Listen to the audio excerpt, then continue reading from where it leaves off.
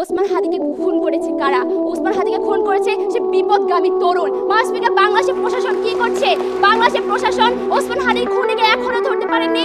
24 ঘন্টার মধ্যে সেই ওসমান হাদির খুনি প্রশাসনকে বৃদ্ধা আঙ্গুল দেখিয়ে দেশ থেকে পালিয়ে গেছে। মাসপিকার এই প্রশাসন এখনো বসে আছে। মাসপিকার ওসমান হাদি একজন প্রার্থী। মাসপিকার আমরা বলতে চাচ্ছি যে যেখানে প্রার্থীর কোনো নিরাপত্তা নেই সেখানে একজন সাধারণ জনগণ, এই গ্রাম বাংলার জনগণের নিরাপত্তা কোথায়? মাসপিকার আমরা বলছি প্রশাসন ও নির্বাচন ব্যবস্থাপনা নিয়ে। মাসপিকার বাংলাদেশের প্রশাসন ব্যবস্থা এতটাই মজার, বাংলাদেশের প্রশাসন ব্যবস্থা হচ্ছে জাদুঘরি মঞ্চের মতো।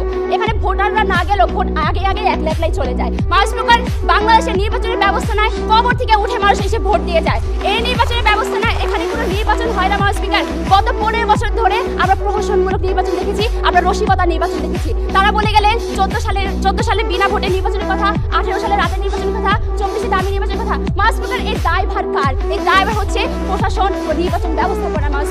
মাসপিকার এই যখন দেশের নির্বাচন ব্যবস্থাপনা এবং প্রশাসন, তখন 4 কোটি তরুণ কেন 40 কোটি তরুণও এই দেশের কোনো উন্নয়ন করতে পারবে না। মাসপিকার আজকে সরকারি দল এই 4 কোটি তরুণদের জয়গান দিয়ে যাচ্ছে। আমি তাদের প্রশ্ন করতে চাই, এই 4 কোটি তরুণ কি ঐক্যবদ্ধ ভোট ব্যাংক কিনা? মাসপিকার আজকে 25% তরুণ তারা নিজেদের মাঝে 3-4 ভাগে বিভক্ত।